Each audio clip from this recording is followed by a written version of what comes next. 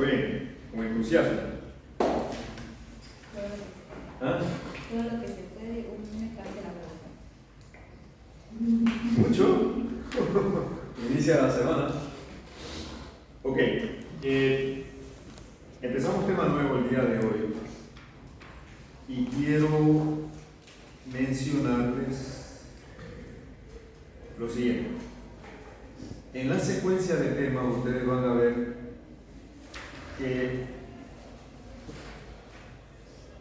el tema número 1, esfuerzos y deflexiones en vigas, en los módulos 1, 2A y 2B ya fue cubierto. Estos días ya están completados. Y si ustedes observan, aquí estamos pasando del módulo 2 al módulo 5. No sé si lo habían notado.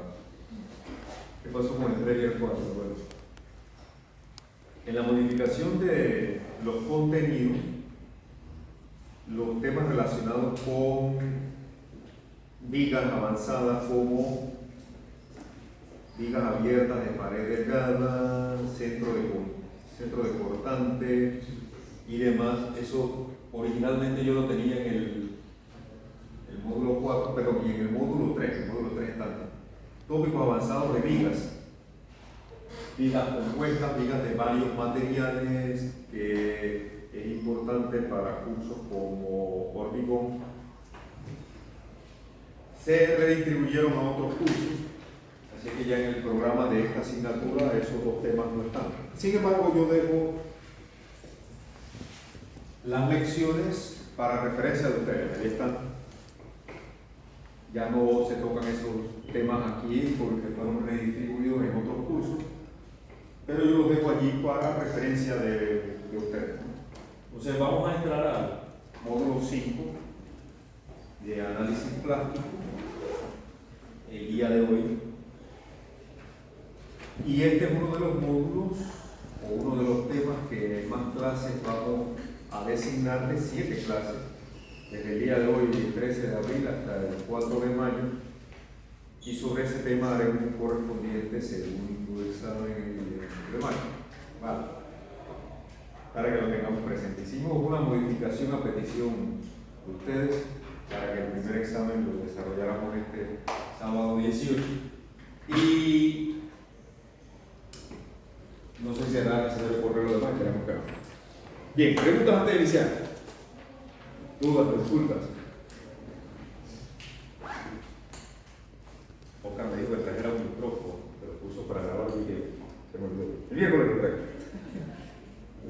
Para que se escuche mejor el audio. Y que para todos los que están viendo el video el próximo miércoles ya traeremos un micrófono para que el audio se escuche mejor. Ok.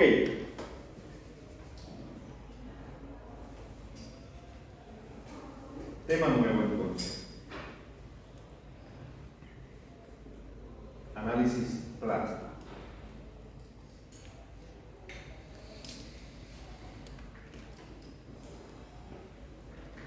Flexión elastoplástica. Y la flexión que nosotros vamos a ver aquí, en realidad, si somos estrictos en el término que debemos utilizar, aquí debiera introducir la palabra perfectamente plana.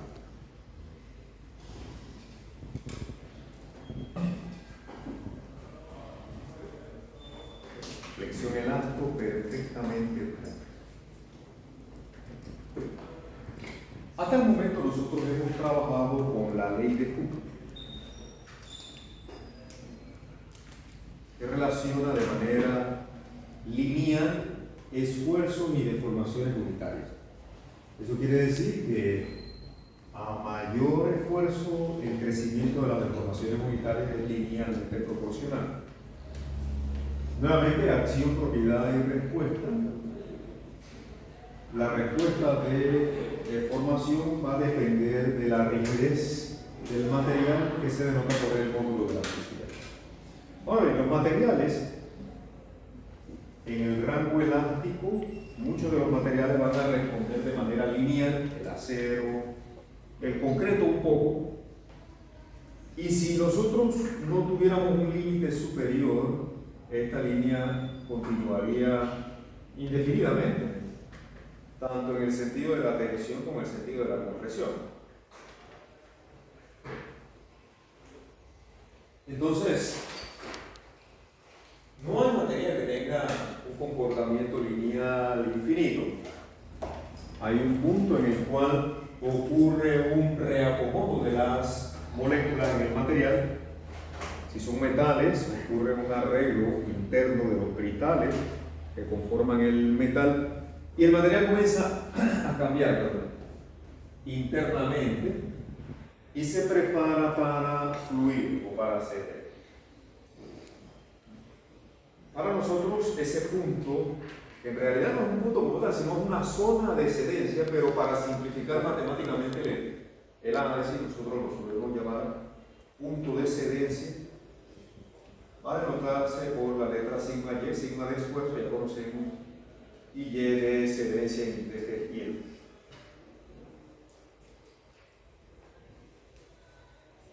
Excedencia o fluencia, como prefieren llamarlo en otros países. Es lo mismo.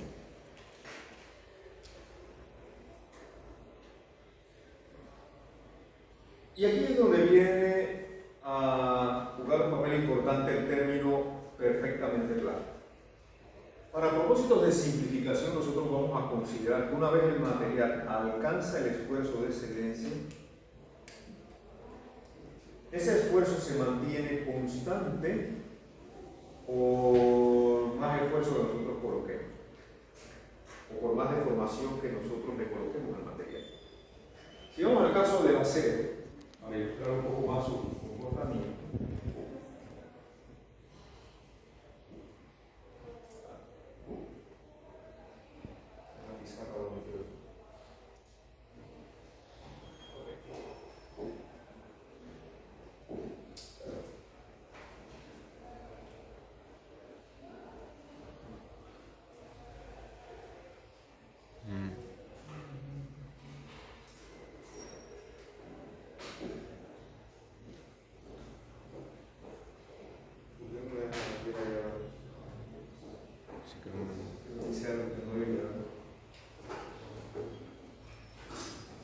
Si crea una nueva página. una nueva página. Ah, es que lo puso en el... Ok, vamos a ver si podemos salir de aquí. No lo hace. Eso ahí. Ok. Y si voy a la pizarra, debe ir a la pizarra. Sí, ok. Perfecto. Ahora sí. Misquir. Entonces,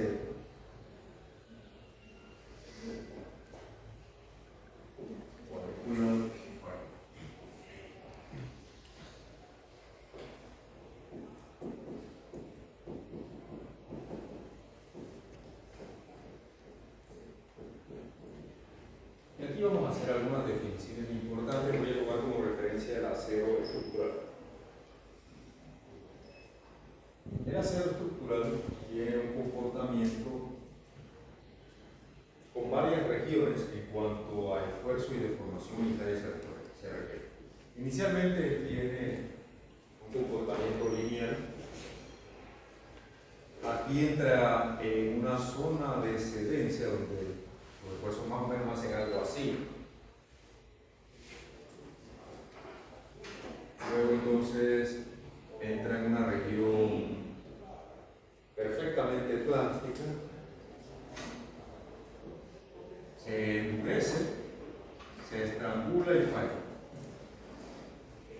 Esa sería la curva de esfuerzo de formación unitaria completa del acero estructural.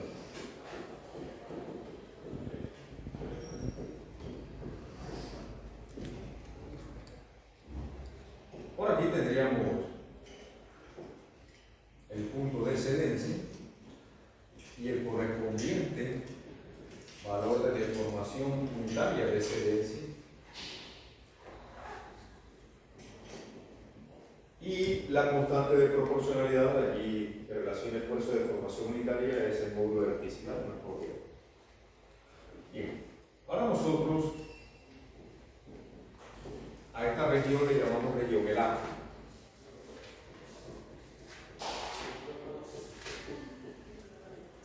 Y todo lo que suceda del punto de excedencia en adelante recibe el nombre de región inelástica.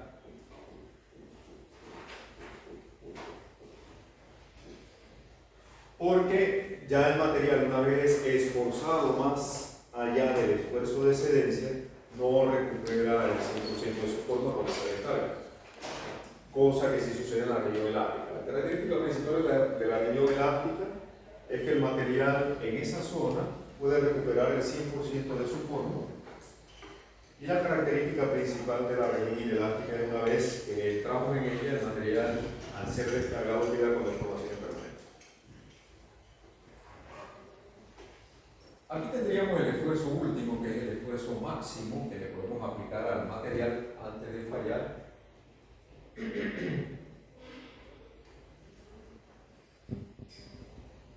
Y aquí en adelante se presenta un estrangulamiento en la sección transversal. La sección transversal del material comienza a estrecharse y el material eventualmente falla.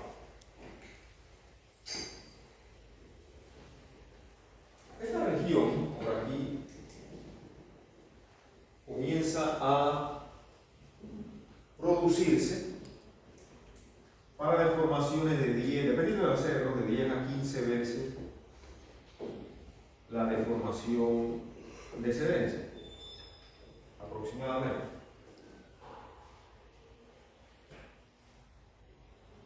De manera que nosotros vamos a limitar el comportamiento a la zona elasto perfectamente plano. Lo vamos a limitar allí, tanto para los esfuerzos en tensión como para los esfuerzos en compresión. Esa va a ser la región que nosotros vamos a estudiar.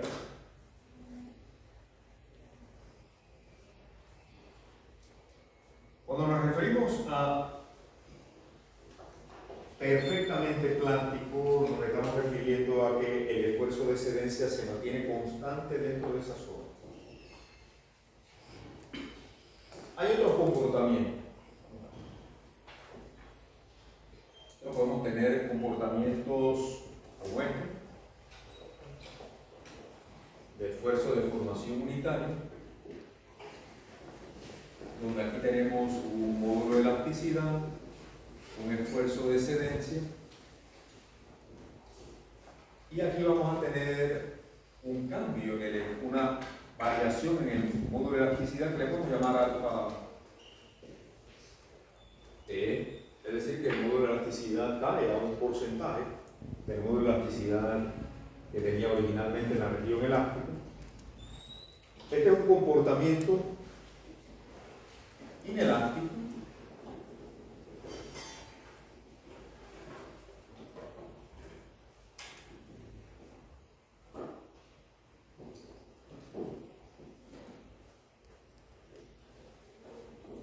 y nuevamente tenemos nuestras regiones elástica e inelástica.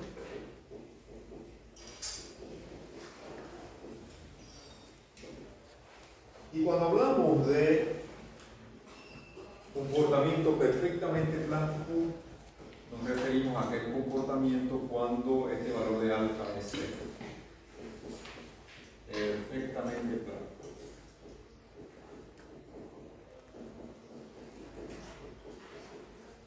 Hay metales donde la rigidez por excedencia puede ser del 5%, el 10%, el 15% de la rigidez que tenía en la zona elástica.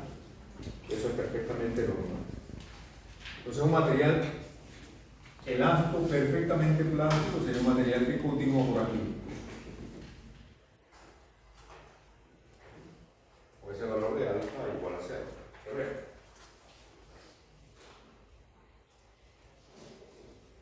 Este tipo de comportamiento se le conoce como comportamiento bilineal.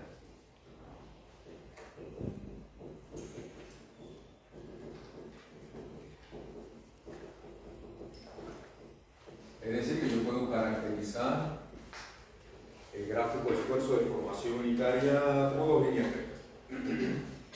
Hay otros tipos de comportamiento, como el del concreto, por ejemplo. Comportamiento del concreto.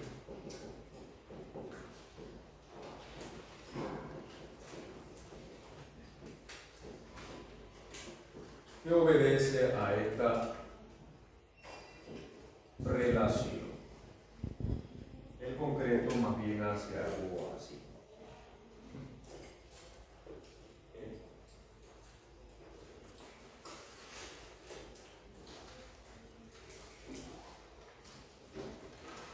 Entonces,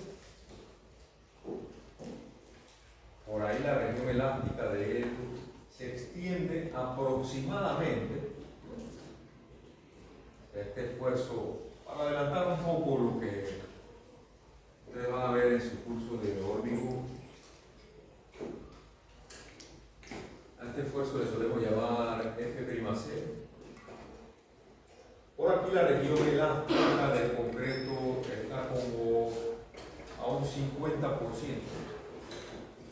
de ese F'.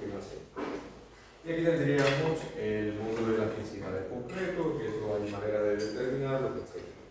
Entonces, si ustedes observan, el concreto es un material altamente inelástico. Una vez pasa de la región elástica, él tiene un comportamiento no lineal.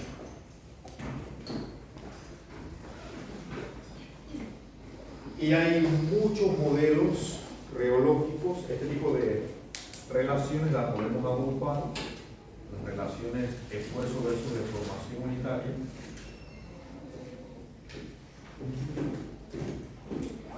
Se agrupan. En la ingeniería estructural le llamamos leyes constitutivas, en la mecánica del suelo le llaman modelos reológicos. Vamos a colocarlos a ustedes. Leyes constitutivas o modelos reológicos.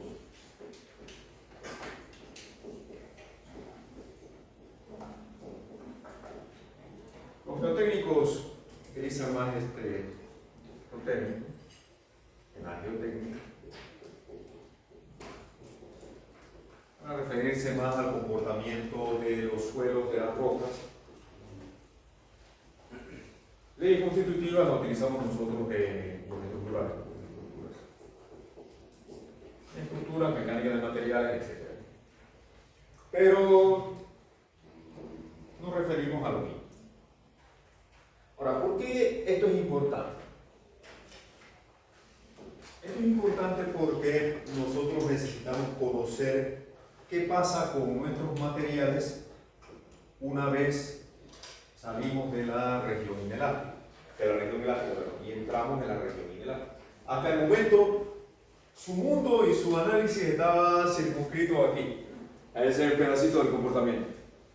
Ahora vamos a ir mucho más allá. ¿Dificultades? Bueno, por supuesto que las habrá. Ya la relación esfuerzo de formación unitaria, la ley constitutiva, no se enmarca solamente en la ley de Hooke. Vamos a ir más allá. Hemos introducido este término donde los esfuerzos, una vez excedemos a la información de excedencia, se van a mantener constantes en esa región inelástica. Y aquí debo decir que suele considerarse sinónimos comportamiento inelástico del comportamiento plano. Suele ser sinónimo. Así que por ahí ustedes van a ver en la literatura que se utiliza de manera bastante frecuente el término análisis plástico o análisis inelástico. En realidad es más utilizado análisis plástico. Análisis plástico. A mí me gusta más utilizar el término análisis inelástico.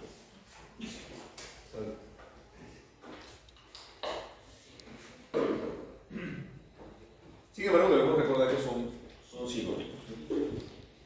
Entonces, inclusive hay modelos simplificados para el concreto, donde yo puedo reemplazar el comportamiento del concreto por un modelo equivalente trilineal o bilineal, dependiendo de cómo responda, en el laboratorio las muestras que ustedes están llevando.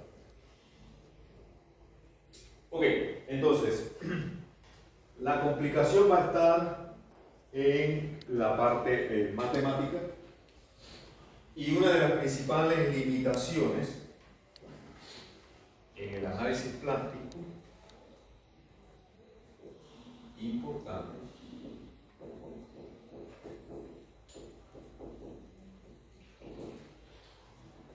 el principio de superposición no es aplicable.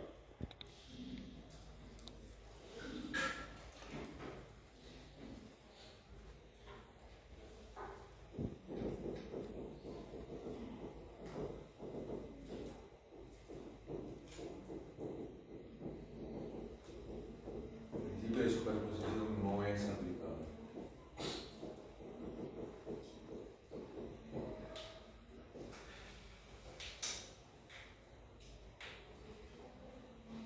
Eso es tan importante que deberá estar inclusive en una placa en todos los salones de esta facultad. En el análisis plástico el principio de superposición no es aplicable.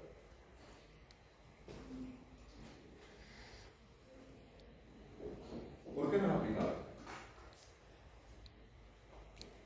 ¿Qué hacemos en el principio de superposición?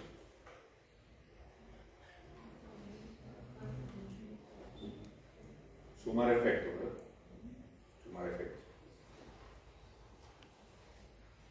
Y esa adición de efectos solamente es válida si hay una relación lineal entre esfuerzo y deformación unitaria. El principio de superposición solo es válido para materiales linealmente elásticos.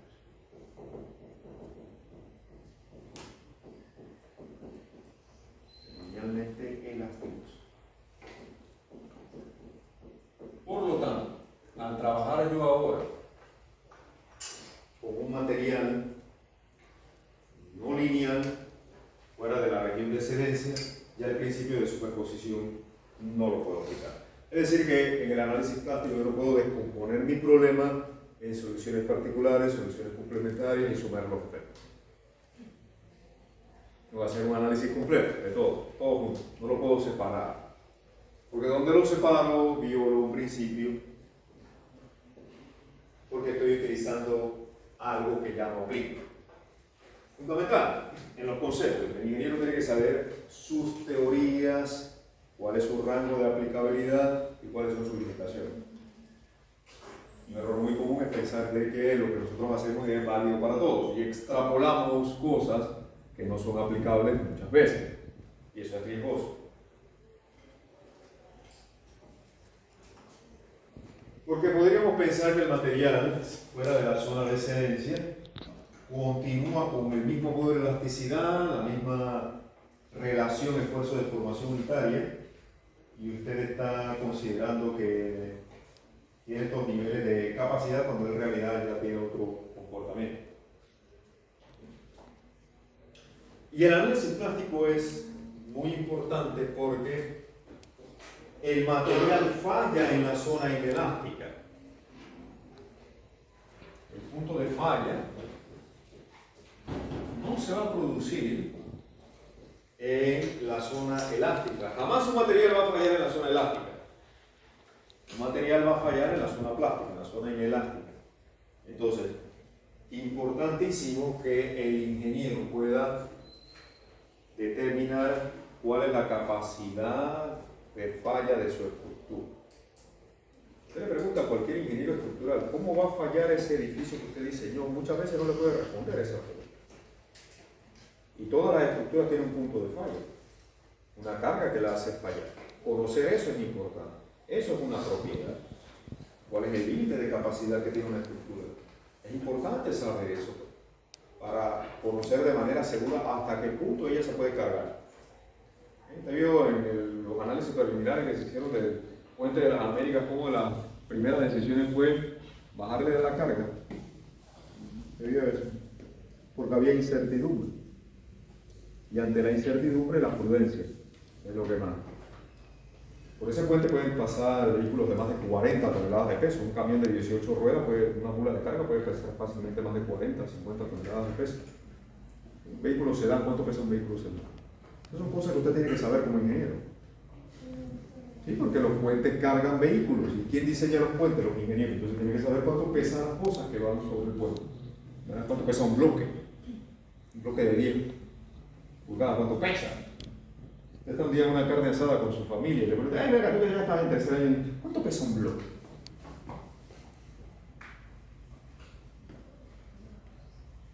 Y usted para salir del paso dice, bueno, eso depende, si es de arena o de arcilla.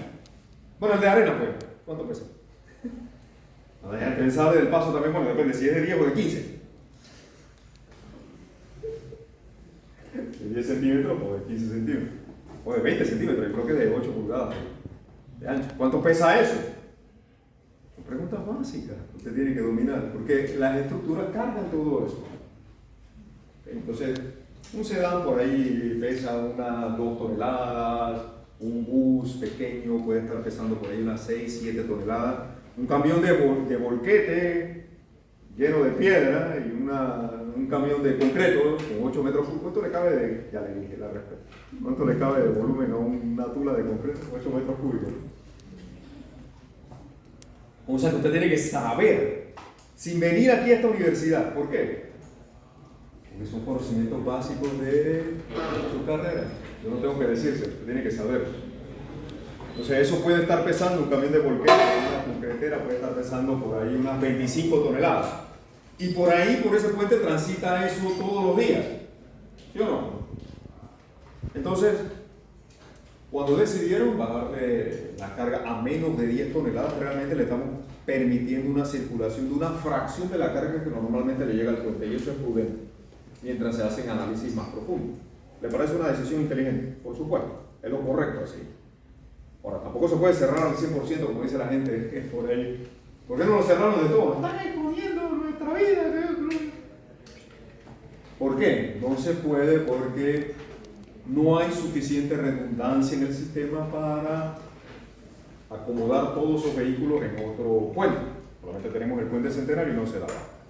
Ya debiéramos tener un cuarto puente, pero ustedes saben que esto no se ha construido todavía. Está en eso. Entonces,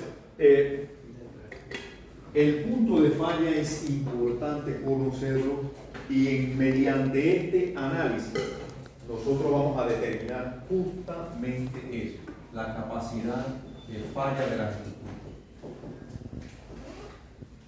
La capacidad estructural hasta la falla.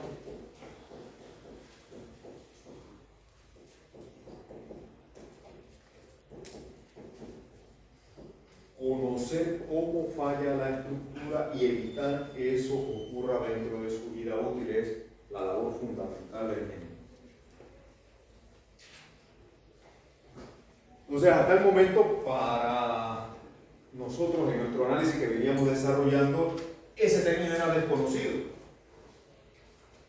Nunca en ningún momento se le preguntó hasta ahora cuál es la capacidad de carga que tiene esa viga, ese marco, ese edificio. ¿No? Ahora usted sí lo va a poder conocer. ¿Me parece que eso es importante? Súper importante. Eso depende del comportamiento y la seguridad de las personas. Mucho de estos análisis se hacen todos los días en el diseño, en la verificación, en el análisis estructural. Y en el Puente de las Américas esto va a ser uno de los análisis que se va a hacer de tema, que se tienen que hacer. A propósito, la gente del MOC me mandaron los planos del Puente de las Américas completo, el diseño original. Creo que voy a poner a algunos estudiantes de tesis a hacer una modelación, creo que van a ser estudiantes de tesis de maestría, una modelación de esto. En el MOC no tienen tiempo para hacer estas cosas, pero nosotros sí podemos poner estudiantes avanzados para que lo hagan. A ver distintos escenarios con carga de viento, con carga de sismo, capacidad reducida en algunos elementos. Es decir, entretenerlos un rato con eso. Y saber en dónde estamos parados. Eso es importante para reducir la incertidumbre. La manera de reducir la incertidumbre es mediante ensayos de análisis. No hay. Ok. Ahora sí, vamos a lo que le gusta al pueblo. ¿Qué es lo que le gusta al pueblo? La matemática, los números. Bien. Entremos a ver el comportamiento a nivel de sección transversal primero. Así como estamos viendo esta figura, allí estamos viendo la viga de esta manera. Y si esa viga ahora, aquí tendríamos nuestro eje longitudinal, ¿verdad? A lo largo de la viga, ¿no? El eje X que va, recuerda la regla de la mano derecha, ¿no? X, Y, Z, bueno, ahí, así lo estamos viendo de esta manera. X, Y y Z. Si aplicamos una flexión alrededor del eje Z, ese momento actuaría en este sentido. Y tendríamos compresión en la fibra superior y tensión en la fibra inferior, ¿cierto? Y aquí tendríamos nuestro gráfico, esfuerzo de formación unitaria. Sabemos que en el eje neutro es el punto donde no ocurren esfuerzos, ahí no hay deformación, y los esfuerzos crecen proporcionalmente según la ley de Hooke a medida que nos alejamos del eje neutro. Entonces, ¿qué va a suceder? Es como si nosotros trasladáramos este gráfico y lo pusiéramos allá, como si este origen ahora lo ponemos aquí y el gráfico que aquí aparece así lo volteamos. ¿Lo comprenden? ¿Okay? Aquí tendríamos el origen, tendríamos los esfuerzos de compresión, los esfuerzos de tensión, tuviéramos aquí nuestro eje neutro y volteamos la gráfica. Es lo único que estamos haciendo. Entonces, a medida que nosotros vamos aumentando el momento, ¿qué va sucediendo? Conforme vamos incrementando el momento, se van incrementando los esfuerzos. Vamos subiendo, y los esfuerzos van aumentando. Hasta que el punto más alejado del eje neutro alcanza el esfuerzo de cedencia. Estamos haciendo un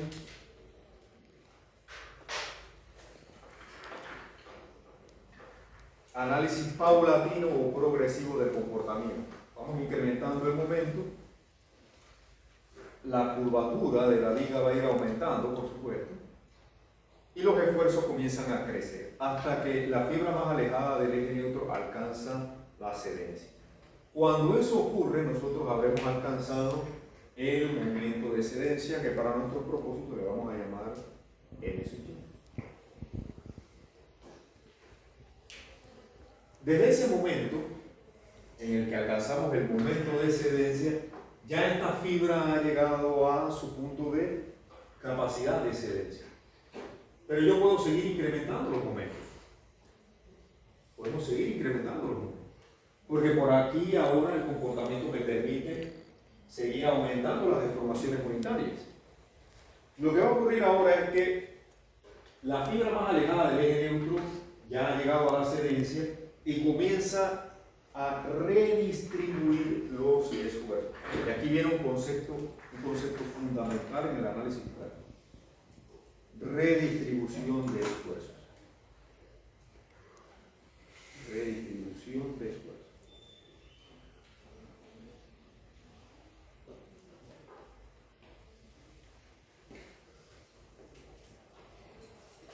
¿Qué quiere decir redistribución de esfuerzos? Que nuevas fibras en los puntos más cercanos ahora al eje neutro también comienzan a ceder.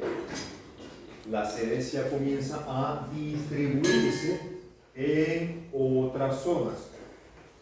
Y si ustedes observan, aquí exactamente tenemos el comportamiento elastoplástico que se muestra en aquella figura. Vamos a ver aquí en azul. ¿Sí lo ves? Algunas fibras de la sección transversal están elásticas y otras están ya plastificadas. Aquí lo que estamos viendo es el gráfico de esfuerzo de formación unitaria rotado. ¿Se ve? Como si esto lo invirtiéramos y ahora tuviéramos aquí aquel origen y el gráfico estuviera rotado 90 grados. ¿Sí lo comprenden? ¿No? Entonces tenemos una zona central elástica y una zona hacia los puntos más alejados del eje neutro, plastificado. Y eso va a continuar así, esa redistribución, si sigue aumentando el momento, si sigue aumentando la curvatura, si esto lo seguimos cargando, hasta que toda la sección alcanza el esfuerzo de excedencia, y a ese momento, donde toda la sección se plastifica, se le conoce como momento plástico. Fíjense todos los conceptos que estamos manejando el día de hoy. Ambos son propiedades. El momento de excedencia es el momento que produce la excedencia en la fibra más alejada del eje neutro, y es una propiedad. Y el momento plástico es el momento que se produce cuando toda la sección está plastificada. Es el momento máximo que puede resistir una viga.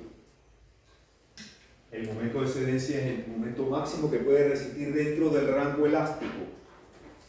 Si le aplicamos un momento mayor al momento de excedencia, el comportamiento va a ser inelástico. Y si llevamos la viga hasta el momento plástico, la viga falla. ¿Ven? El momento plástico es el momento de falla de la estructura.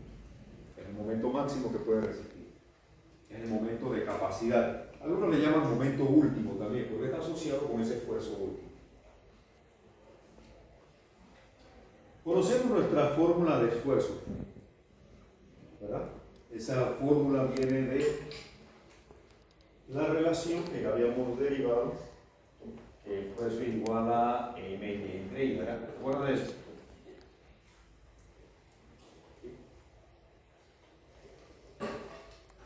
Y si esa Y la reemplazamos por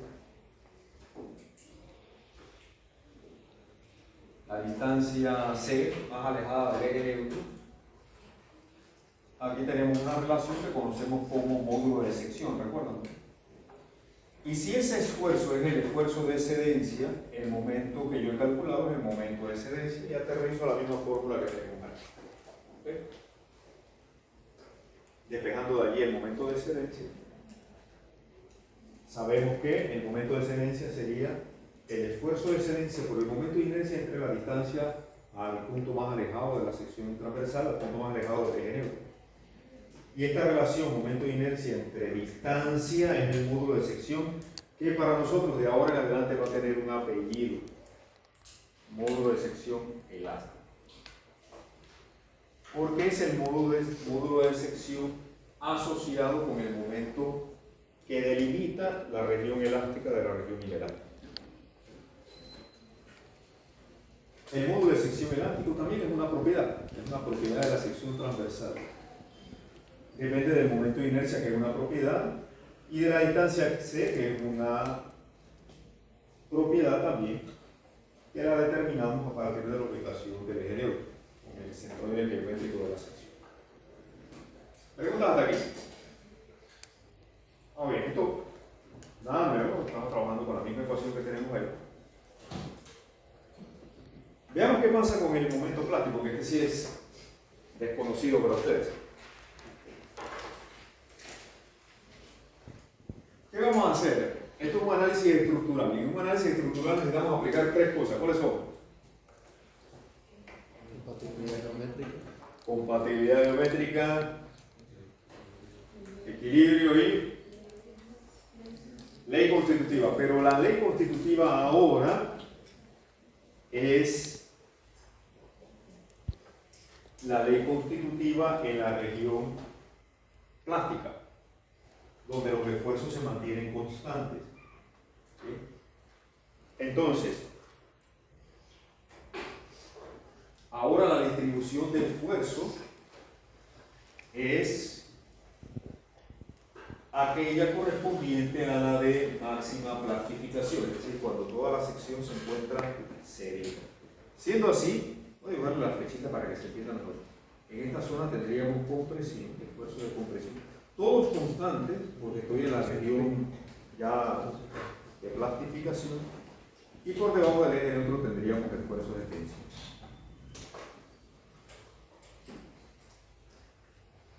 Aquí ya no hay que aplicar ni compatibilidad geométrica, porque los esfuerzos se mantienen constantes. lo que tengo que hacer solamente es aplicar equilibrio. Aquí voy a tener una resultante. Esta es imagínense una carga uniformemente distribuida en compresión y en tensión. ¿Ok? De manera que la resultante de compresión y de tensión, ¿cómo la obtengo? Ya sabemos que para transformar de esfuerzos a fuerza, yo tomo los esfuerzos y los multiplico por... Aquí no está. Lo multiplico por el área. Multiplico por el área sobre la cual están actuando los esfuerzos.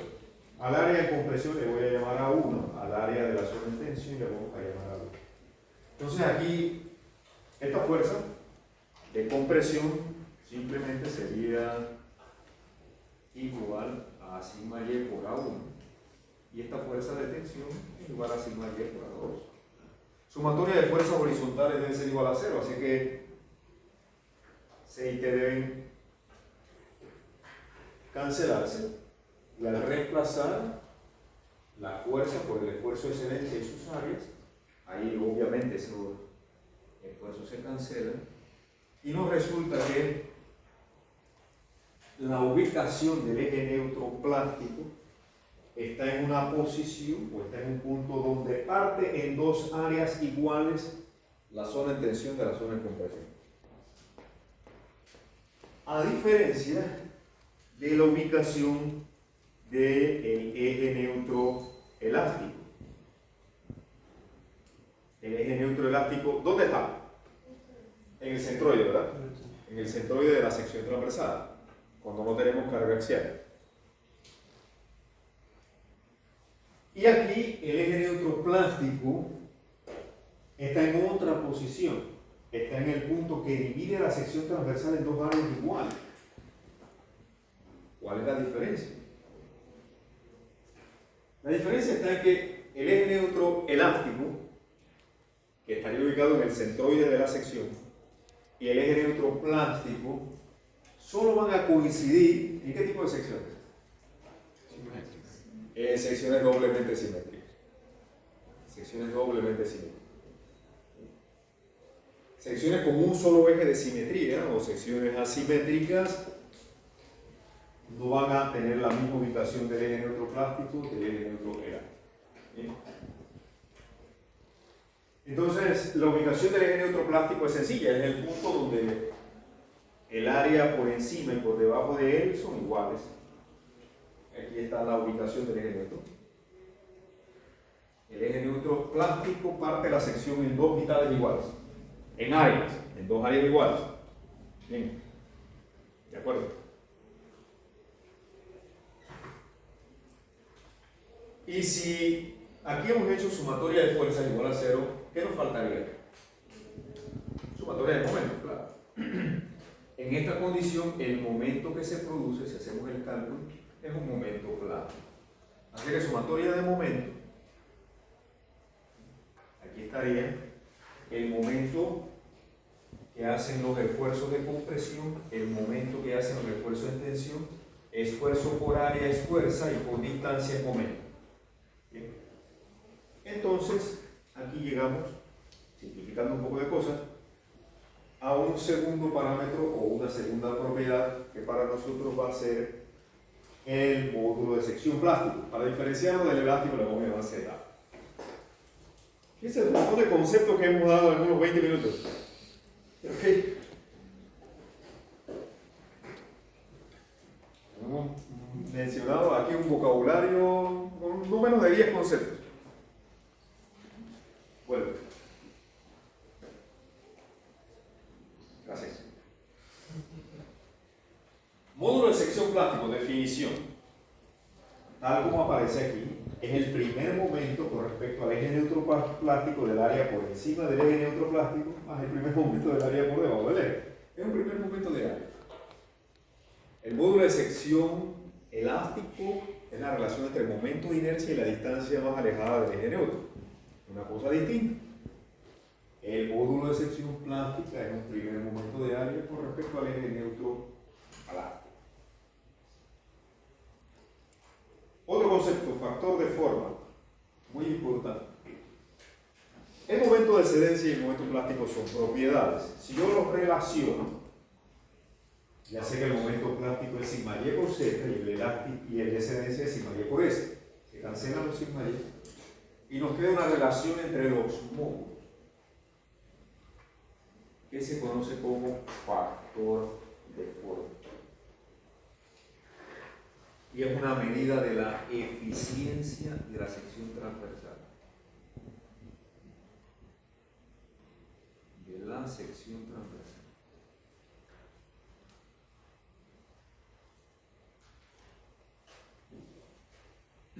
Factor de forma relaciona los módulos. El módulo de sección plástica y el módulo de sección elástica.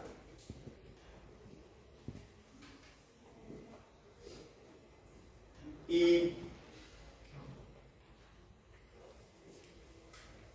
vamos a calcularlo para un par de, bueno, digamos un par de secciones, para que veamos la diferencia. La sección que más utilizamos, la sección rectangular, de ancho B y peralte H.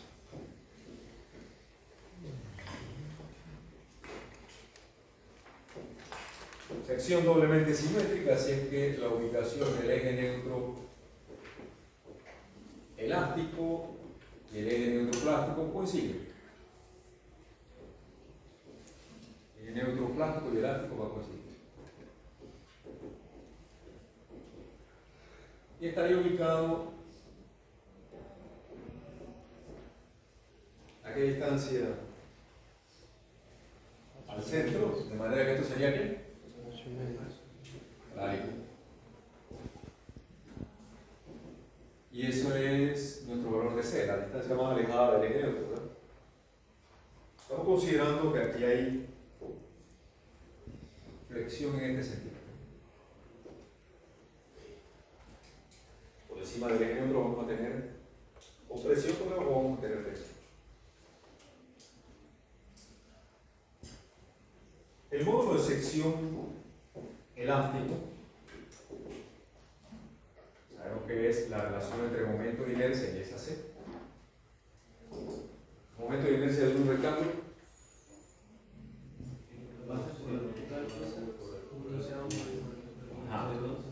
Doceavo de B por H al cubo. Y todo eso lo divido entre C. Y C es H medio, ¿verdad? Por lo tanto, el módulo de sección elástico para un rectángulo sería un sexto, ¿verdad? ¿Un sexto de qué? ¿Qué unidades tiene el módulo de sección? Unidades de longitud al cubo, ¿verdad?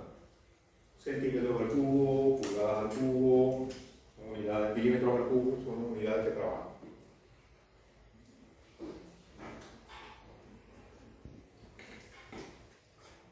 ¿Cómo calculamos el módulo de sección plástico? Ya aquí vimos su definición. Es el primer momento de área con respecto al eje neutro plástico. Entonces, lo podemos determinar como el primer momento de esta área con respecto al eje neutro plástico. Esa área que es igual. E por H medio, ¿verdad? Y su brazo es al eje neutro H cuadrado. Y aquí en el área de abajo ocurre exactamente lo mismo, ¿cierto? Entonces duplico esto para obtener lo que ocurre en el área de abajo. Entonces el módulo de sección plástico sería igual a un cuarto de B por H al cuadrado. ¿Qué unidades tiene? La misma, pulgadas al cubo. Para esta sección, para la sección rectangular, el factor de forma va a ser igual entonces a ¿cuánto?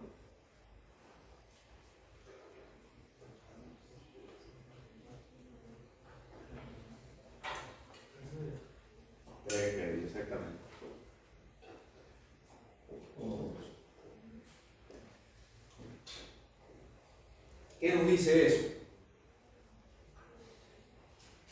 Que es 1.5. Que el módulo de sección plástico es un 50% mayor que el módulo de sección elástico. Pero en términos de eficiencia, ¿es eso eficiente? ¿No tan eficiente?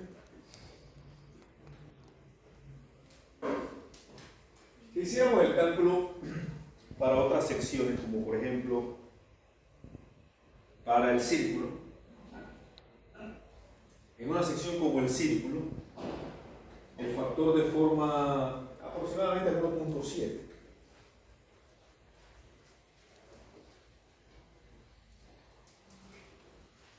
Pregunta para mis estudiantes de tercer año.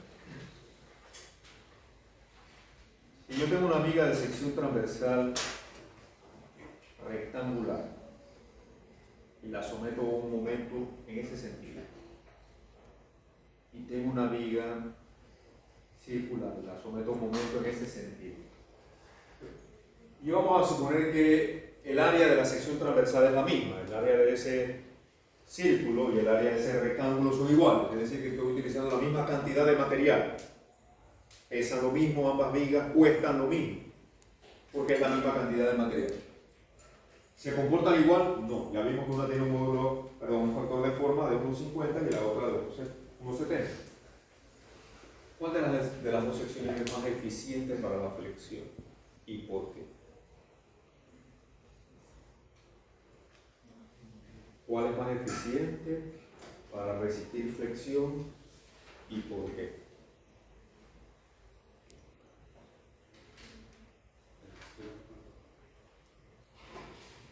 Encuesta. Levanten la mano los que están a favor del rectángulo. Esas manos tímidas. Levanten la mano los que están a favor del círculo. Más manos. Algunos con decisión, otros con indecisión. Los que no están a favor de ninguna de las dos. Ninguna de las anteriores, es una opción que le encanta a los estudiantes en los exámenes de escoger la mejor respuesta. El profesor desalmado viene y le pone todas las anteriores, ninguna de las decisiones de las anteriores. A y B sí, pero D no. Hay gente que pone cosas así. ¿Has visto eso? Y dos respuestas sí eran válidas. No, es esta.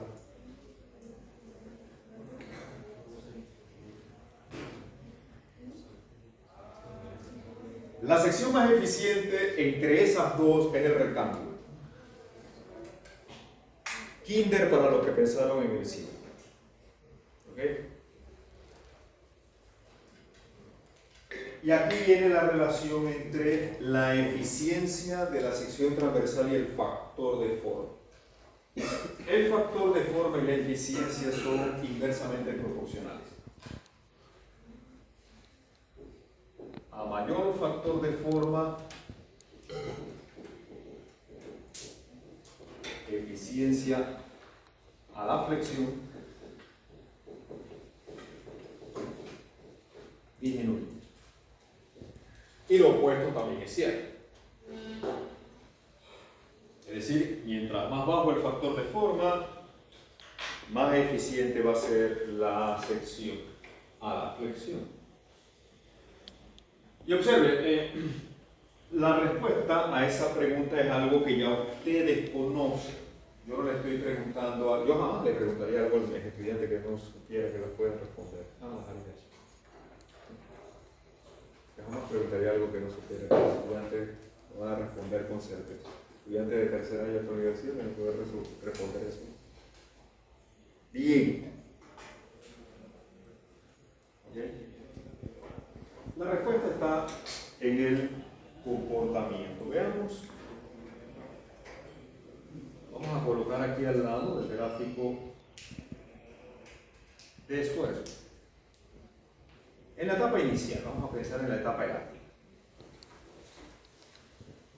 Así se distribuyen los esfuerzos. Y en el círculo también va a ocurrir lo mismo.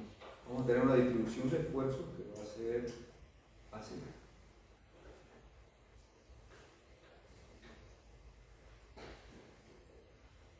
Bien. ¿Dónde están ocurriendo los mayores esfuerzos? En los puntos más alejados del eje neutro, ¿verdad? ¿Qué cantidad de material estamos colocando ahí? Ustedes observan, una cantidad de material importante. Aquí en términos de esfuerzo, ¿dónde ocurren los esfuerzos máximos? En los puntos más alejados del eje neutro, ¿verdad? ¿Qué cantidad de material estoy colocando ahí? La menor cantidad de material, ¿sí o no? Eso es altamente ineficiente. Usted, ¿dónde está colocando la mayor cantidad de material? En la barriga de este círculo, ¿verdad? ¿Y qué esfuerzos hay ahí? Está botando la plata. ¿Sí o no? Así de sencillo, para que lo entienda todo el mundo. Está botando la plata si usted agarra esa viga y la decide hacer circular, porque le está colocando la mayor cantidad de material donde yo no tengo esfuerzo. Esa gente aquí está muerto de la risa y estos acá están pariendo. Están pasando trabajo. Sí, aquí no hay casi área para resistir este gran esfuerzo. Esa sección no va para ningún lado en su flexión, ¿verdad? Usted dice, pero yo veo elementos circulares, sí, en columnas, ¿verdad? En las pilas del viaducto, las columnas de planta baja de un edificio. Eso usted lo puede hacer circular. Los pilotes que van enterrados hasta la roca, eso de sección transversal circular, son altamente eficientes a la compresión. Pero busque ver si ve vigas en flexión circular. Además de que es un problema formaletear eso, ¿verdad? ¿Cierto? Comportamiento de columna, comportamiento de vigas completamente distinto. Eficiencia, estamos hablando de eficiencia. ¿Qué ocurre con esta sección que está aquí? Que usted la ve bastante, ¿verdad? ¿Qué le parece esa? Si ahora hacemos lo mismo y tenemos nuestra distribución de esfuerzo, nuevamente, ahora, compresión, esfuerzo de compresión, esfuerzo de tensión, ¿qué está ocurriendo? Nuevamente, ¿dónde están ocurriendo los esfuerzos máximos? ¿Y dónde estoy colocando la mayor cantidad de material? Esa es una sección bien pensada, ¿verdad? Es una sección bien pensada porque ahora, donde yo tengo esfuerzos máximos, estoy colocando la mayor cantidad de material. ¿Verdad? Las vigas W, los white flange, tienen un factor de forma, fíjense, por ahí entre 1.10, 1.20, en promedio por ahí 1.15, 1.14, por ahí. Su factor de forma, altamente eficiente. Pregunta, ¿puede el factor de forma llegar a ser 1? Pues sería una sección ya con la máxima eficiencia posible, ¿no? Podríamos tener una sección, y si es esa posibilidad realmente algo probable, ¿puede usted construir una viga de sección transversal con un factor de forma igual a 1? ¿Qué piensa usted?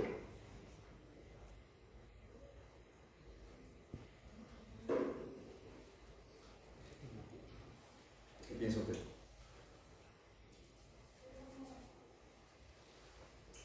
Realmente no, porque para que el factor de forma sea 1, yo no tendría que tener material acá adentro. Todo el material tendría que ceder al mismo tiempo y la única posibilidad sería una viga donde todo el material está concentrado en los puntos más alejados del eje neutro. Sería como un white flange sin arma, pues. ¿Okay? Y eso no es posible de construir porque como quiera yo tengo que conectar esto con algo. Entonces, noten aquí algunas secciones. Fíjense. Una sección en rombo, por ejemplo, un rombo. Lo que tenemos acá es una punta. Todo el material hacia el centro. Factor de forma de 2, ineficiente. Círculo, ineficiente. Rectángulo, cuadrado, bastante ineficiente. La sección ideal es de white flange. Ahora usted dirá, doctor, pero entonces, ¿por qué hacemos la mayor parte de las vigas rectangulares? ¿Sí o no? Se ve un montón de vigas por ahí, ¿de qué forma en los edificios? Rectangular, ¿verdad? ¿Sí o no? Y me acaba de decir que esto no es eficiente.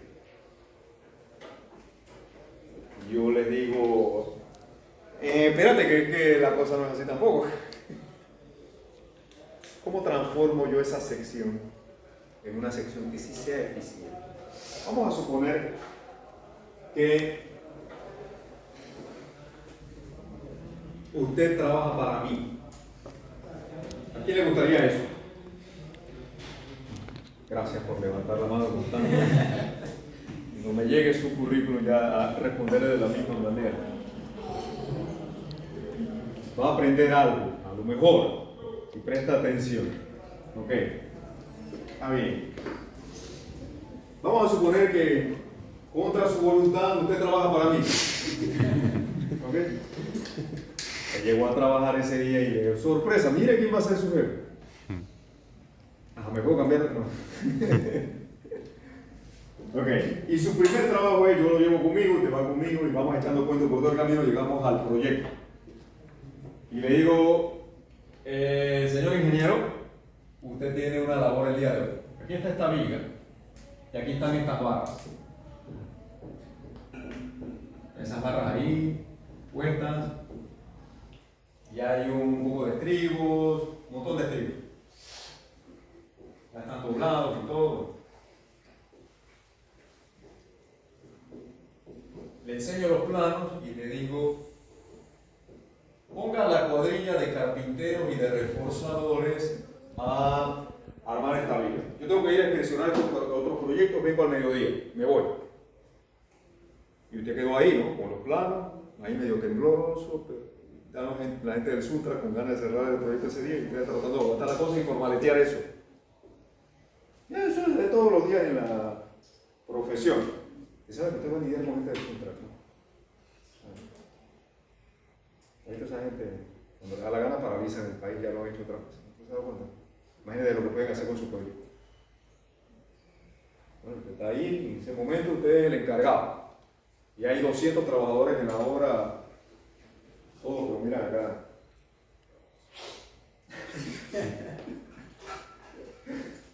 Bueno, y usted agarra y entonces, ¿qué? Miró, ahí no hay. Resulta que yo agarré, como cargaba los planos en el debajo del brazo, me los llevé y usted quedó hasta sin planos en el proyecto. Y yo me fui, de su primer día usted le daba miedo llamarme y decir, el doctor, los planos, y ahora no sé cómo es. Se tiene que resolver. Yo me llevé los planos accidentalmente. Y usted le pregunta a alguien por ahí, ¿cómo se llama? Ah, tú eres el ingeniero, dale, porque lo vamos a poner. Anoche, ¿cómo ponemos la sala? Ya lo ponemos. Usted respira hondo y comienza a analizar la situación. Tiene un montón de barras. ¿Qué hace? Usted dice, bueno, voy a poner una en cada esquina. Lógica, ¿no? ¿verdad? Ya puso 4. Pero ahí había un montón, ¿no? ¿Dónde ponen el resto?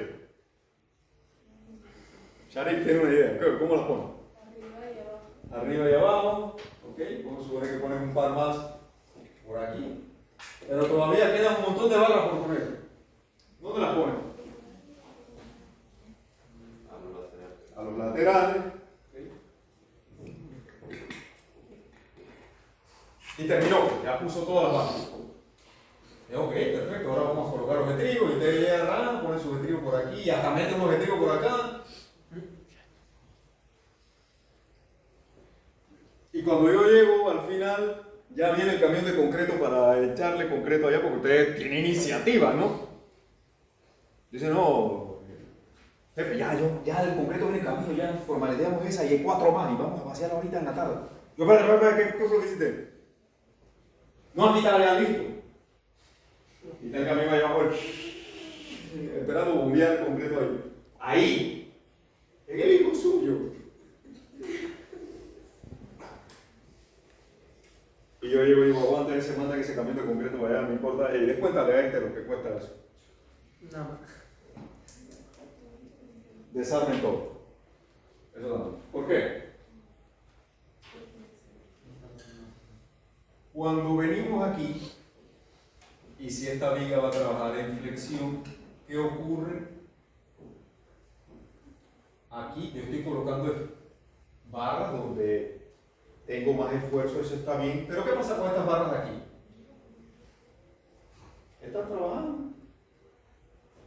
Y hasta usted, algunas hasta le quedaron aquí, justamente en el eje neutro. ¿Qué cree que pasa con esas barras? Son unas barras inútiles, están ahí, pero no están trabajando. Lo que no se deforma no aporta. ¿Okay? Este es el negocio. Elemento que no se deforma en estructura no está aportando resistencia. Está por el gusto. Está ocioso. Se está botando la plata ahí. Así de sencillo. Eso se traduce en pérdidas y en mal comportamiento. Entonces, en una viga, esto está mal, ya se lo descontaron ahí, ya está en capilla ardiente. En la próxima reducción de personal, adivinen quién está de primero en la lista. Y con la mala fama, ¿no? Cuando usted dice referencia y me llaman, ¿quién? ¿Tú sabes lo que hizo? Porque me llaman. Y hecho el cuento, ¿no? Yo no voy a mentir, ¿no? Mira lo que pasó este día. No puedes. Cuando usted llega allá lleno de motivos, anda bien, pero a la nueva entrevista, ¿no? Tú eres el de la viga que metiste a cero que le viene útil. Mira quién llegó ahí, el poco de gente ahí viendo. La mala fama es una cosa que se propaga con un... Usted no quiere que eso pase. ¿Cómo evita que eso pase? Dominando.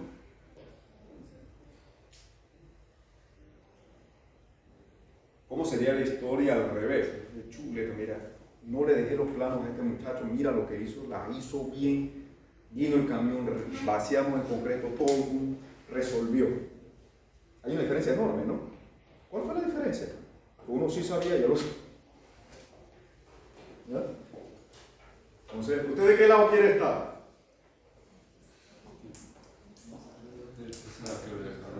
¿Ah? No siempre pasa. Hay cosas que se saben de control. Entonces, en una viga nosotros colocamos el acero.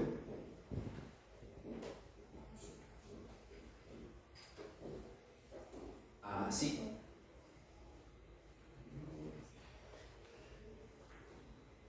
Si ve acero por aquí es por otras consideraciones. De repente la viga está sometida a torsión también, pero si es flexión y cortante, la viga va a tener su acero en los puntos más alejados del eje neutro. La razón es muy simple.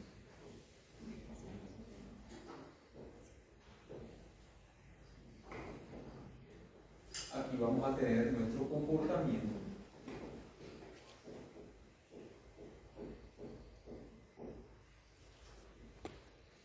Entonces observen, claro, yo no puedo poner barras allá arriba y acá abajo porque tengo que dejar recubrimiento, ¿cierto? Porque si no, entonces, si el acero está expuesto, la corrosión lo deteriora. Entonces tengo que dejar recubrimiento. ¿De cuánto es el recubrimiento en una viga, en una columna? ¿De cuánto debe ser el recubrimiento como mínimo? Cosas que usted tiene que saber. No, pero yo no doy hormigón, no importa. Tienen que saberlo. ¿Quieres saber antes de llegar allá? Claro. Ese recubrimiento tiene que ser mínimo de pulgada y media, 4 centímetros.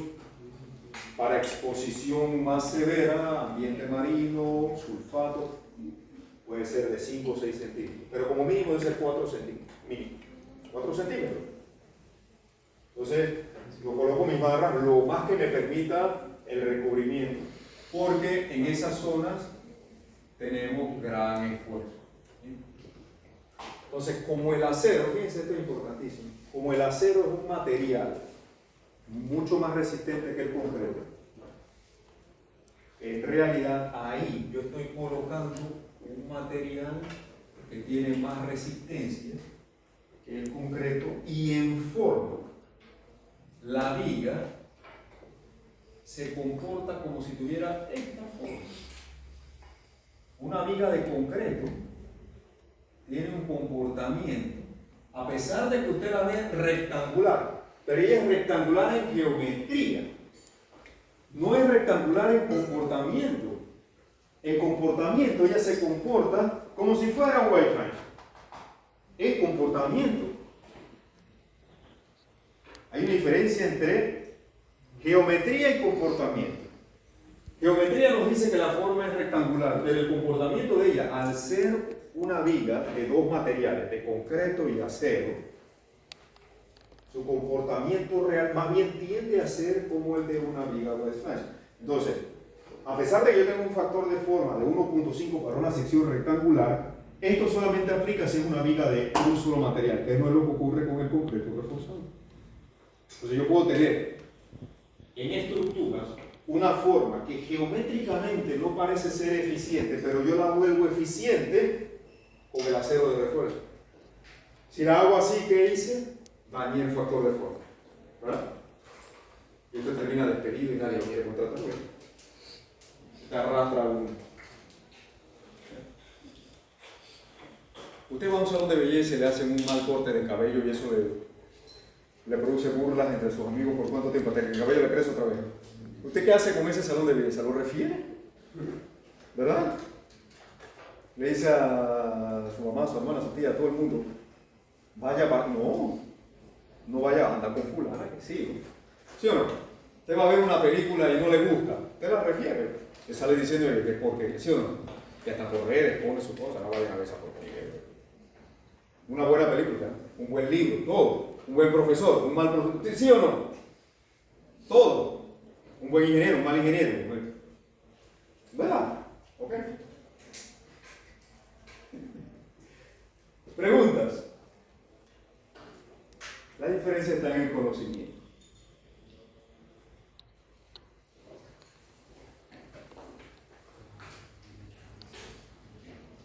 Si trasladamos el comportamiento ahora a momento curvatura, esta es curvatura, nuevamente tenemos una región elástica donde la proporción entre momento y curvatura sabemos que es la rigidez flexional. Una vez alcanzamos el momento de excedencia, la viga entra en una región inelástica hasta que alcanza el momento plano. Esto sería un gráfico característico de una viga en flexión. ¿Qué propiedades hay? Módulo de elasticidad, momento de inercia, curvatura de excedencia, curvatura última, momento de excedencia, momento plástico. Todos son propiedades. Y aquí viene un término para su vocabulario también importantísimo. Ductilidad. Repita conmigo, ductilidad.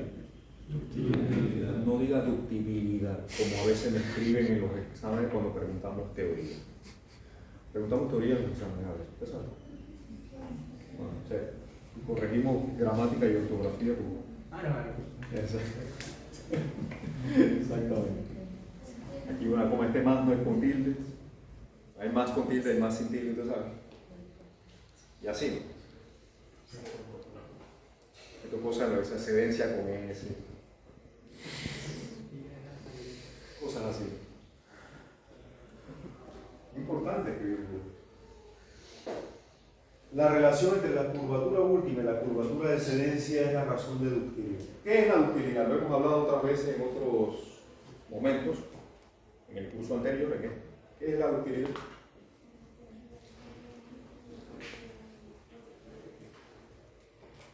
¿Qué es la ductilidad?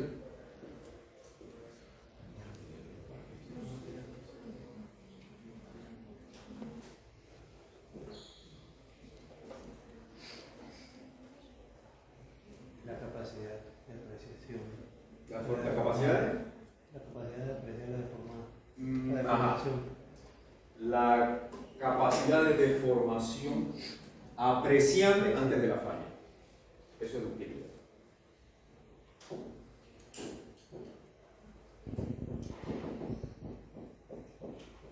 Diseño estructural.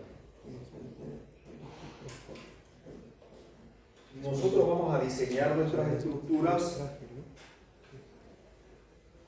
hasta el límite, es decir, necesitamos conocer cuál es la capacidad máxima de nuestras estructuras Y aquí hay una serie de criterios que nosotros tenemos que tener presentes. Nuestras estructuras deben tener ductilidad.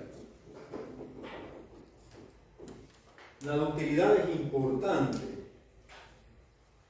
porque ofrece capacidad de deformación.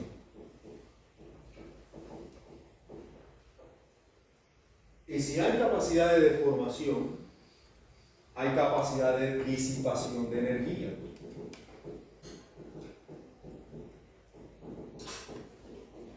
Porque ustedes saben de su curso anterior que el área bajo esta gráfica, esfuerzo de deformación unitaria, ¿qué representa? Energía de deformación, ¿cierto? El área bajo esta gráfica representa energía de deformación.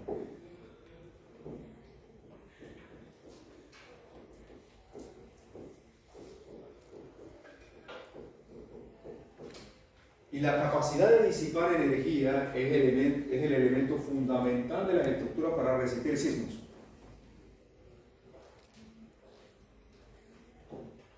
Recuerde que el sismo no es un problema de fuerza.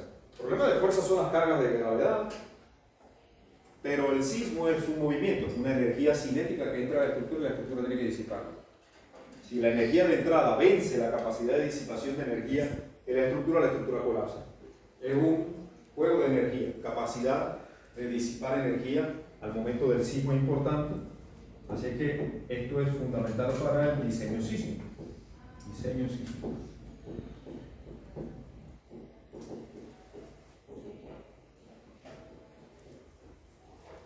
Cuando la estructura disipa energía y entra al rango inelástico, ¿qué se produce? Deformaciones permanentes.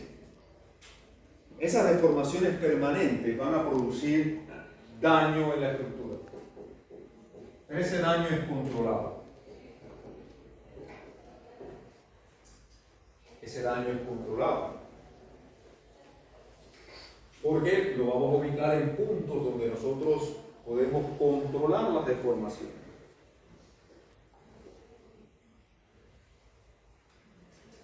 Y en las estructuras, tanto de acero como de concreto, la ductilidad se logra con adecuados detalles constructivos.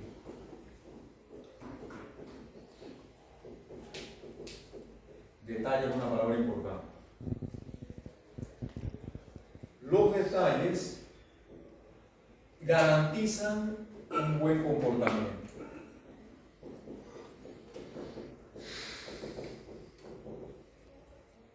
Buenos detalles garantizan un buen comportamiento de las estructuras. Como cuando yo llego un viernes por la tarde con flores y una botella de vino a la casa, esos son detalles. Y yo estoy seguro que ese día iba a tener una buena respuesta de parte de mi esposa. Las estructuras no son diferentes de las personas. Cuando el sismo llega y le toque la puerta a la estructura, le va a preguntar dónde están mis detalles. ¿Qué son los detalles? Que usted coloque bien el acero de refuerzo, que tenga buen recubrimiento, que los estribos tengan buen espaciamiento, que estén bien construidos. Todo lo que tiene que ver con la calidad de la construcción son detalles. ¿Bien? ¿He escuchado el refrán en inglés que dice "The devil is in the details"? El diablo está en los detalles. ¿Okay? Preste atención a los detalles. ¿Sí? Preste atención a los detalles. En las estructuras de acero, los detalles ¿dónde están? En las uniones, en las conexiones, en los pernos, en la soldadura. Todos esos son detalles de construcción. Y para que usted no se le olvide nada de todas esas cosas, mire con qué empieza, con qué letra empieza todo.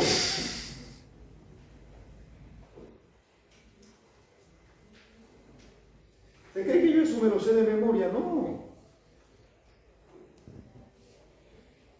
De acuerdo, diseño, un montón de palabras con D, ¿cuáles son? Ahí van, ¡pum!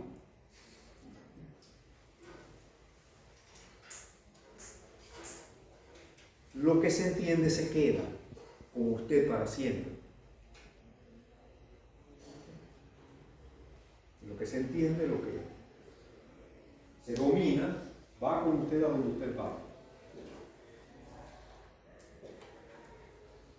Entonces, toda la base de nuestro diseño estructural empieza con esa letra para que usted lo tenga presente. Sobre todo estos aspectos. Cuando venga el sismo le hace un cuestionario en un instante a la estructura y pregunta dónde están todos sus detalles. ¿Qué hacen estas barras aquí en el eje neutro? ¡Pum! Fuera. No hay disipación de energía. Estribos mal amarrados, mal anclaje de barras. En el curso de hormigón vamos a hablar muchísimo de eso. Detalles constructivos. Porque son los que garantizan que la estructura tenga ductilidad. Si no hay ductilidad, el análisis plástico es una mentira. Requisito fundamental para que el análisis plástico se pueda implementar, tiene que haber ductilidad.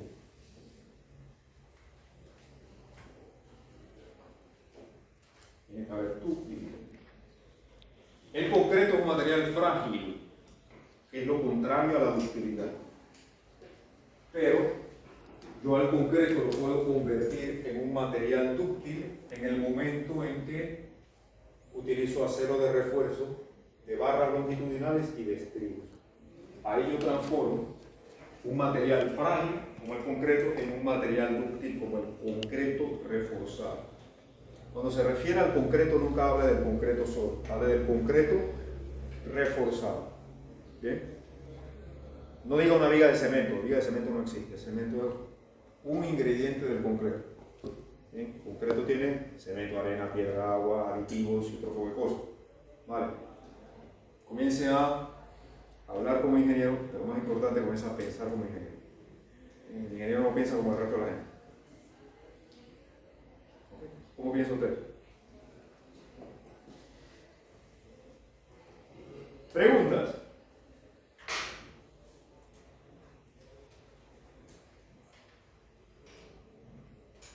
Vamos a completar este módulo hoy,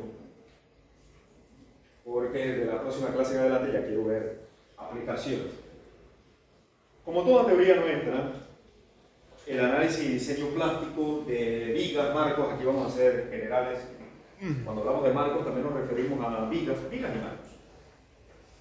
Vamos a agregar aquí vigas y marcos. Tiene las siguientes asunciones. Para el cálculo de la capacidad plástica, aquí nos referimos al momento plástico.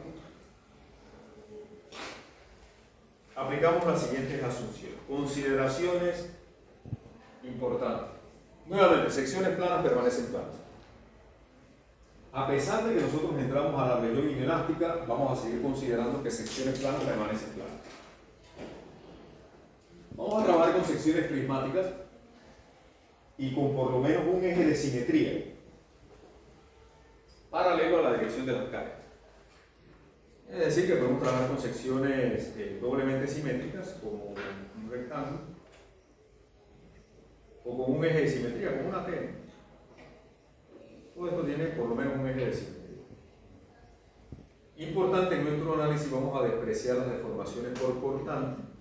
Nos vamos a concentrar solamente en las deformaciones por flexión. Y no hay inestabilidad de los miembros, es decir, que no hay ni pandeo del ala, ni pandeo del alma. Esto lo vamos a ver en estructuras metálicas, ni pandeo lateral torsional. ¿Qué es el pandeo lateral torsional? Vamos a decir, lo explico con una reglita de esas que uno compra en las farmacias. Así. Imaginemos que tenemos esta viga sometida a flexión. Si ustedes observan, si esta viga yo la acuesto de esta manera, la apoyo y le aplico carga, ella se va a deflectar así, ¿verdad? Y ustedes ven que ella se deflecta manteniendo todos sus elementos, todos sus puntos en el mismo plano vertical.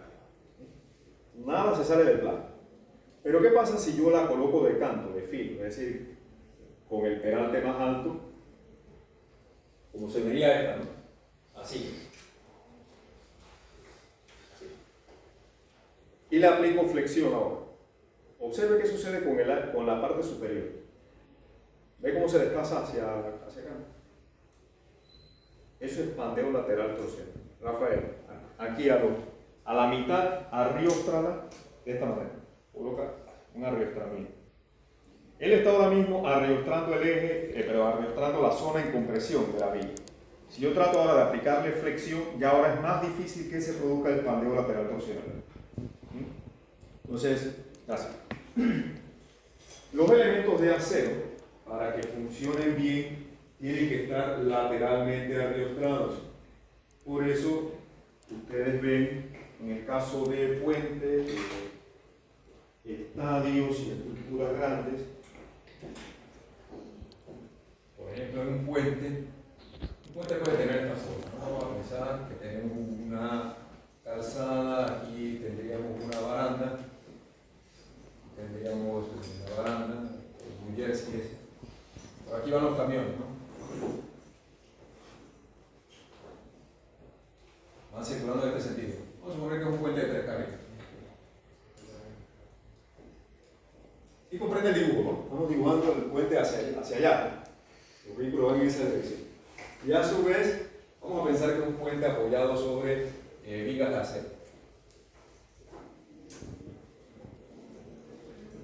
¿Ok? Y ellas a su vez están apoyadas sobre algunas pilas, que sí. Usted puede tener una cosa buena.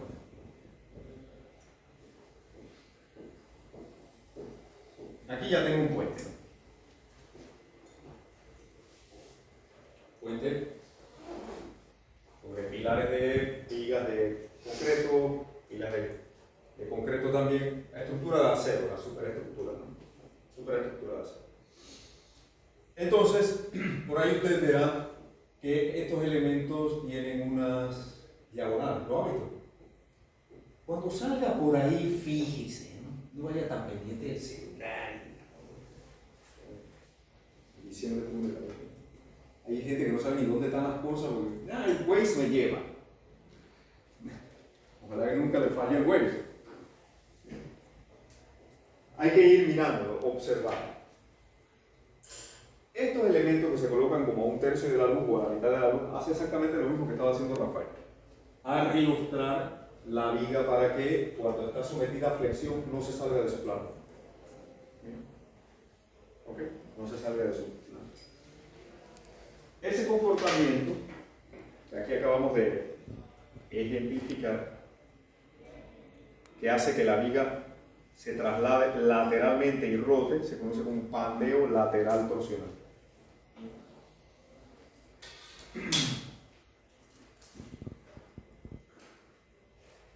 Y bueno, aquí analizábamos una viga doblemente. Esto ya lo hice con el factor de forma y todo, el de 1.5.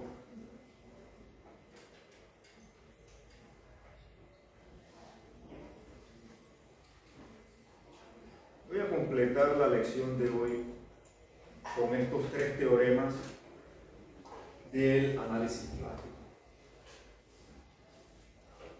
Hay 3 teoremas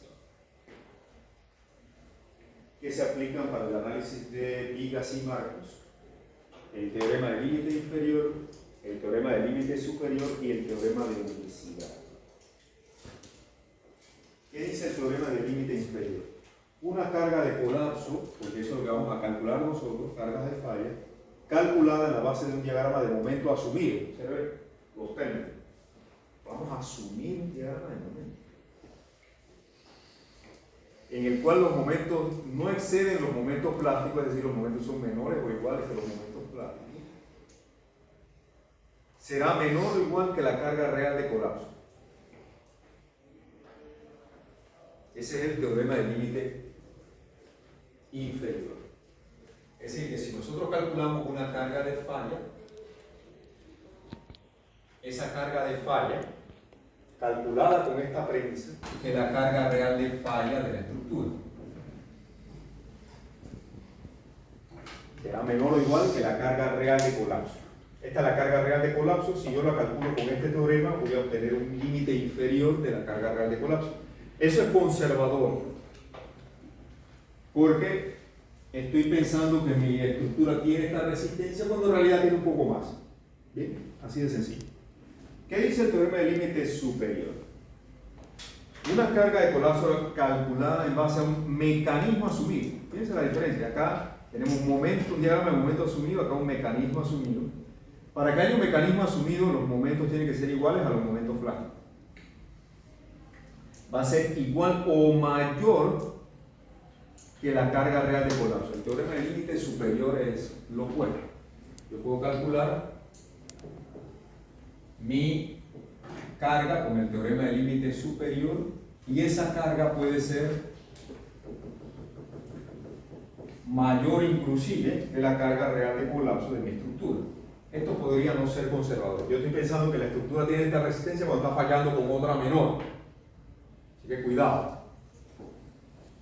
Y el teorema de unicidad, esto viene del inglés uniqueness. En inglés se entiende mejor el término, uniqueness.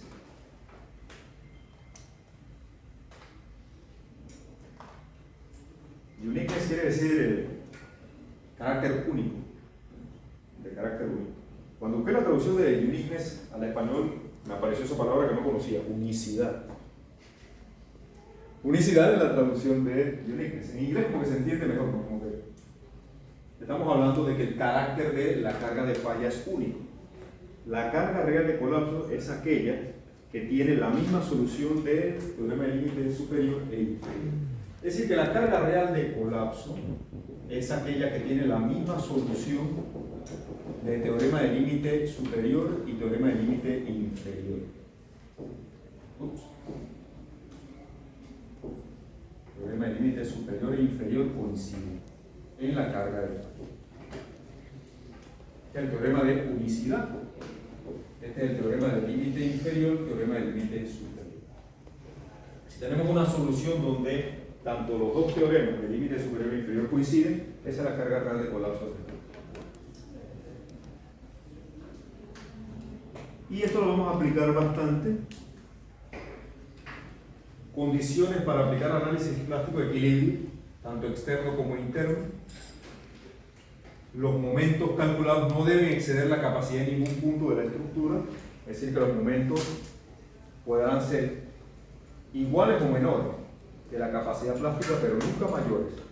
Yo no puedo tener en ningún punto de la estructura un momento que exceda la capacidad plástica, eso no puede pasar. Porque el momento plástico es lo máximo que puede resistir a esto. Y esta condición ya la había mencionado. La estructura tiene que tener comprobada ductilidad. Se quedó sin material. Bien, preguntas. Debí conectarla antes que. Bueno, pero me debo de llegar hasta la ductilidad. Bien, en la próxima clase vamos a ver los 3 métodos para resolver análisis plástico. El método paso a paso, el método estático o de equilibrio y el método cinemático o de trabajo virtual, que es lo mismo. ¿Ok? ¿Preguntas? Cuando yo digo pregunta, pregunte. Porque cuando yo estoy recogiendo y me voy, vienen con las tablets, con los apuntes, con todo, preguntando de todo, en ese momento ya yo lo que quiero es irme a tomar un café. Y usted ha desperdiciado minutos para hacer una buena pregunta. Pregunta. Igual ahora cuando voy, viene detrás de mí con unos apuntes, unos problemas que no le salen en la cosa. Aprovechen los espacios que hablo para preguntas para que le podamos responder de la manera como usted se merece. Bien. Todavía tengo 7 minutos para responder preguntas. ¿Consultas?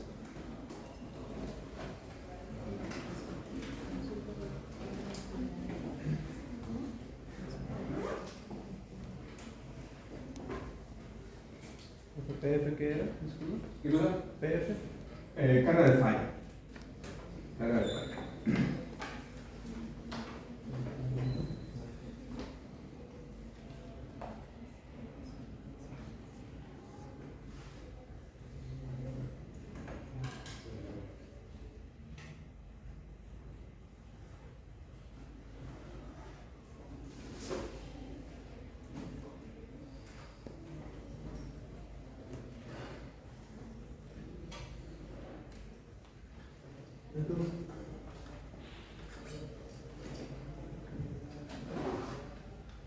Igual ahora que me voy viene detrás de mí. Ok, vamos a quedar aquí por hoy.